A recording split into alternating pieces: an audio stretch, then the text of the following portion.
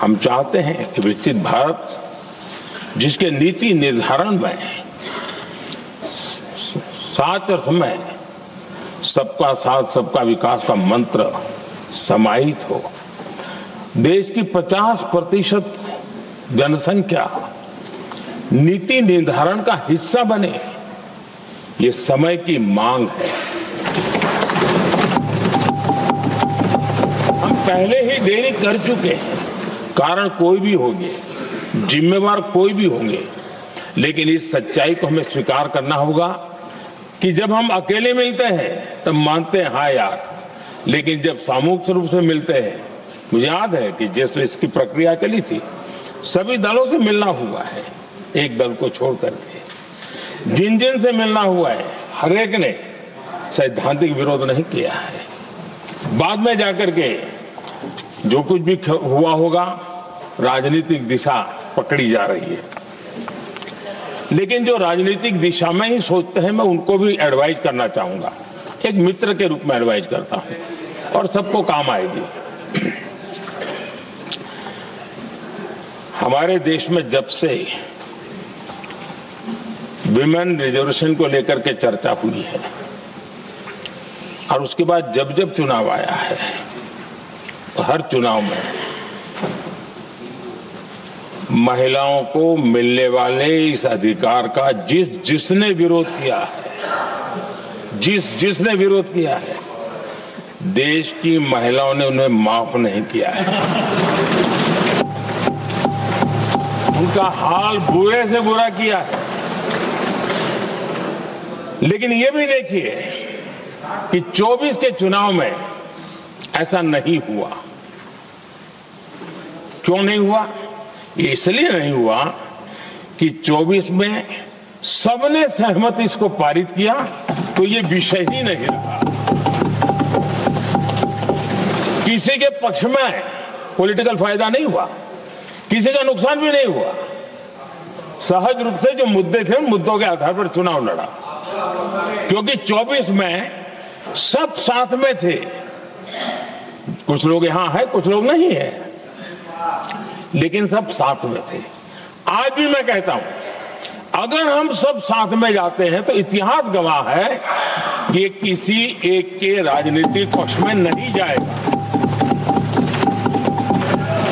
ये देश के लोकतंत्र के पक्ष में जाएगा, देश के सामूहिक निर्णय शक्ति के पक्ष में जाएगा और हम सब उसके यश के हकदार होंगे। न ट्रेजरी बैंक उसका हकदार रहेगा, न मोदी उसका हकदार रहेगा, यहां बैठे हुए सब हकदार रहेंगे। और इसलिए जिन लोगों को इसमें राजनीति की बू आ रही है, मैं चाहूंगा कि वो खुद के परिणामों को पिछले 30 साल में देख ले। फायदा उनका भी इसी में रास्ता दिखा रहा हूं, इसी में फायदा है कि जो नुकसान हो रहा है उससे बच जाओगे।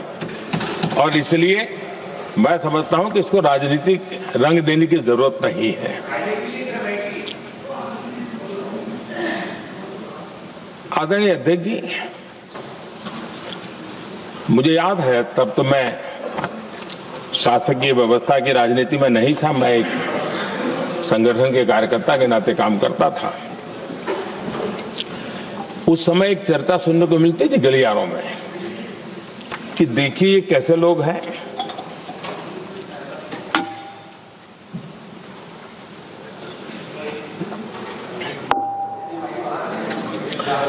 पंचायतों में आरक्षण देना है तो बहुत आराम से दे देते हैं, लेकिन आप कह रहे तो कह रहे हैं,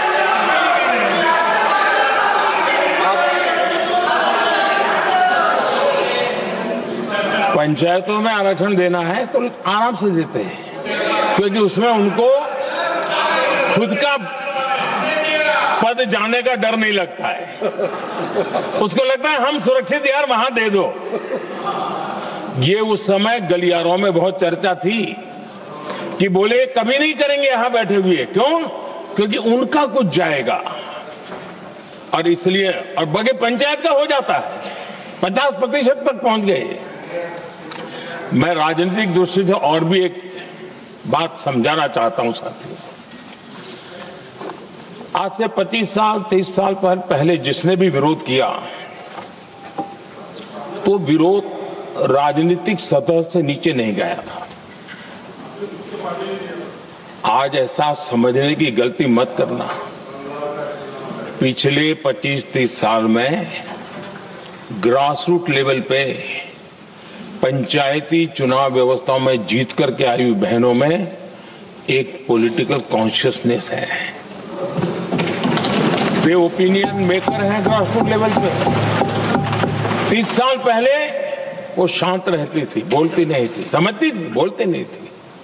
आज वो वोकल है और इसलिए अब जो भी पक्ष विपक्ष होगा, वो जो लाखों बहनें कभी न कभी पंचायत में काम कर चुकी है, प्रतिनिधित्व कर चुकी है, जनता के सुख दुख की समस्याओं को गहराई से देखा है, वो आंदोलित है। वो कहती हैं कि झाड़ू कचरा वाले काम में तो हमें जोड़ देते हो, वो तो परिवार में भी पहले होता था, अब हमें निर्णय प्रक्रिया में जोड़ो। और निर्णय प्रक्रियाएं विधानसभा में और पार्लियामेंट में होती है।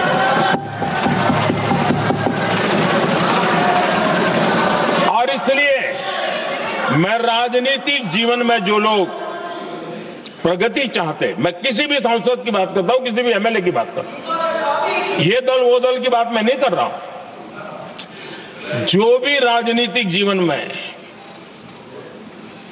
सफलतापूर्वक आगे बढ़ना चाहते हैं, उनको ये मान के चलना पड़ेगा कि पिछले 25-30 साल में लाखों बहनें ग्रास रूट लेवल पर लीडर बन चुकी हैं।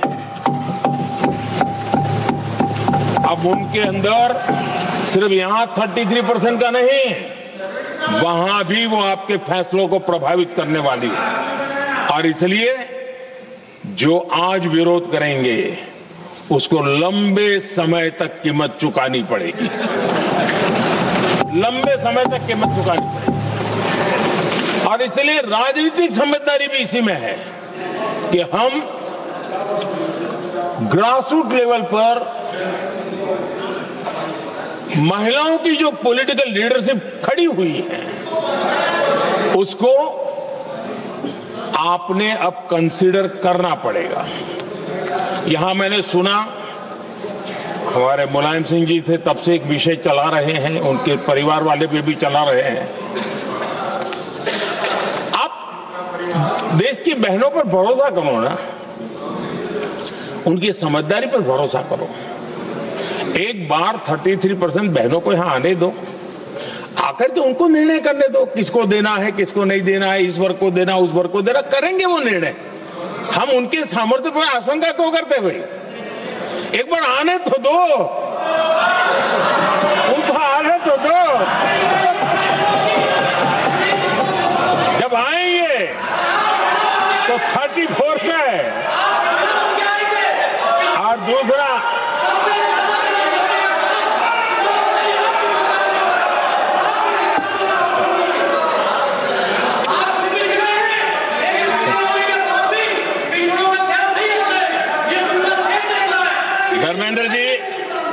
धर्मेंद्र जी, मैं आपका बहुत आभारी हूं कि आपने मेरी पहचान करा दी। ये बात सही है, मैं अति पिछड़े समाज से आता हूं।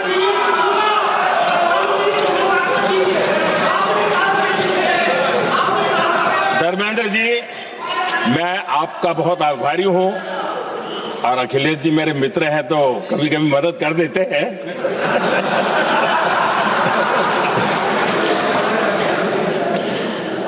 ये बात सही है कि मैं अति पिछड़े समाज से आता हूं, लेकिन मेरा दायित्व समाज के सबको साथ लेके चलने का है, और यही मेरे संविधान ने मुझे यही रास्ता दिखाया है।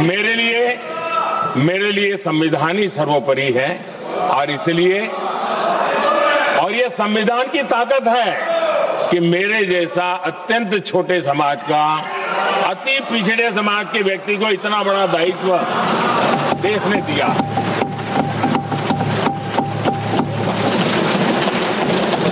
और इसलिए मैं तो देशवासियों का ऋणी हूं, और मैं तो संविधान निर्माताओं का ऋणी हूं कि जिसके कारण आज मैं यहां हूं। लेकिन आदरणीय अध्यक्ष जी, प्रधानमंत्री शिकायत की तो अच्छी बात है कि वो पिछड़ी जाति का स्वीकार कर रहे हैं, लेकिन हम पिछड़ी जातियों के साथ अन्याय न करें, कितना निवेदन है। आदरणीय अध्यक्ष जी, आज जीवन के हर क्षेत्र में हम देखें कि नारी शक्ति देश के गौरव को बढ़ाने वाले परचम लहराने में कहीं पीछे नहीं है जी। हम गर्व कर सकें इस प्रकार से जीवन के अलग अलग क्षेत्रों में आज हमारी माताएं बहनें बहुत बड़ा योगदान, हमारी बेटियां तो कमाल कर रही हैं जीवन के हर क्षेत्र में।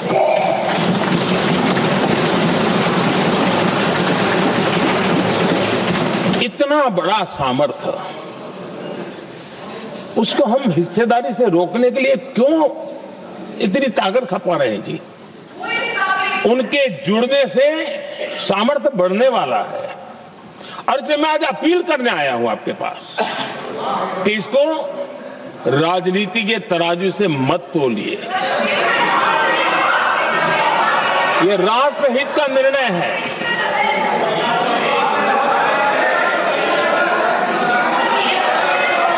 आदरणीय अध्यक्ष जी, आज का हमारे सामने अवसर एक साथ बैठ करके एक दिशा में सोच करके विकसित भारत बनाने में हमारी नारी शक्ति की भागीदारी को एक खुले मन से निर्णय करने का अवसर है, स्वीकार करने का अवसर है। और मैंने जैसा पहले ही कहा कि आज पूरा देश और विशेष करके नारी शक्ति हमारे निर्णय तो देखेगी, लेकिन निर्णय से ज्यादा हमारी नीयत को देखेगी।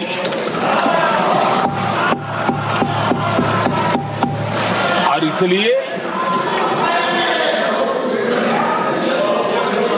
हमारी नीयत की खोट देश की नारी शक्ति कभी माफ नहीं करेगी।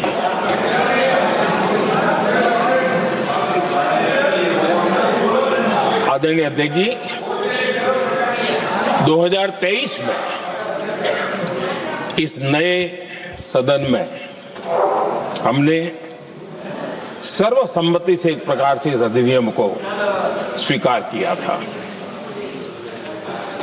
पूरे देश में खुशी का वातावरण बना, उस पर कोई राजनीतिक रंग नहीं लगे और इसलिए वो कभी राजनीतिक इश्यू भी नहीं बना। तो एक अच्छी स्थिति है। अब सवाल ये है कि हमें कितने समय तक इसको रोकना है। अब यहां जो लोग जनसंख्या वगैरह के विषय उठाते हैं, क्या आपको मालूम नहीं है? मैं चाहूंगा कि अमित भाई अपने भाषण में इन सारी चीजों का उल्लेख करेंगे, जब कि हमने जनगणना के संबंध में कब कब क्या क्या किया था, बाद में कोविड आया, उसके कारण क्या मुसीबत आई, कैसे रुकावटें आई, ये सारी बातें हम सबके सामने हैं, इसमें कोई विषय नहीं है। लेकिन पिछले दिनों जब हम 23 में चर्चा कर रहे थे, तब भी व्यापक रूप से बात ये थी कि इसको जल्दी करो। हर कोई कह रहा था जल्दी करो। अब 24 में संभव नहीं था क्योंकि इतने कम समय में करना मुश्किल था। अब 29 में हमारे पास अवसर है। अगर हम 29 में भी नहीं करते तो ये स्थिति क्या बनेगी हम कल्पना कर सकते हो। फिर हम देश की माताओं बहनों को ये विश्वास नहीं बना पाएंगे कि हम सचमुच में प्रयास सच्चे अर्थ से कर सकते थे। और इसलिए समय की मांग है कि अब हम ज्यादा विलंब न करें। इस दरमियान राजनीतिक दल के लोगों से, संविधान के जानकार लोगों से, जो महिलाओं में एक्टिविस्ट के नाते काम करने वाले ऐसे लोगों से भी कई चर्चाएं हुई। कुछ लोगों ने खुद होकर के भी सुझाव दिए। सारा मंथन करते करते करते, और यहां भी सभी दलों से लगातार बातें इनकी होती रही है, स्ट्रक्चर वे में हुई है, इनफॉर्मल भी हुई है, और उसमें तो आखिर बना हुई एक कुछ रास्ता निकालना होगा ताकि हम हमारी माताओं बहनों की शक्ति को जोड़ सकते हैं। आदरणीय अध्यक्ष जी, मैं एक बात जरूर कहना चाहूंगा, यहां बैठकर के हमें किसी को संविधान ने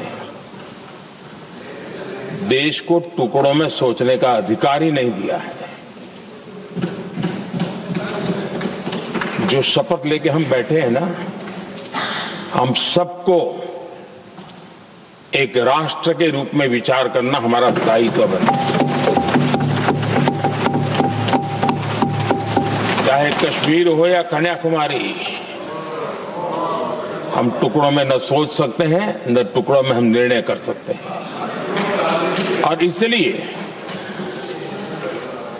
निराधार रूप में, जिसमें कोई सच्चाई नहीं, रत्ती भर सच्चाई नहीं है, सिर्फ राजनीतिक लाभ लेने के लिए जो बवंडर खड़ा किया जा रहा है, मैं आज बड़ी जिम्मेवारी के साथ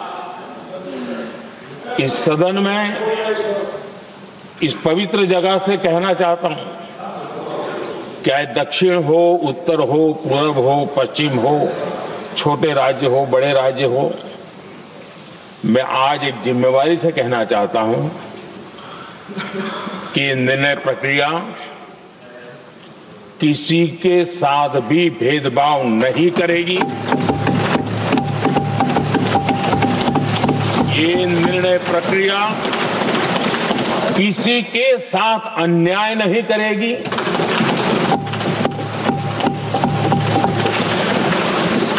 भूतकाल में जो सरकारें रही और जिनके कालखंड में जो परिसीमन हुआ और जो अनुपात उस समय से चला आ रहा है, उस अनुपात में भी कोई बदलाव नहीं होगा और वृद्धि भी उसी अनुपात में होगी।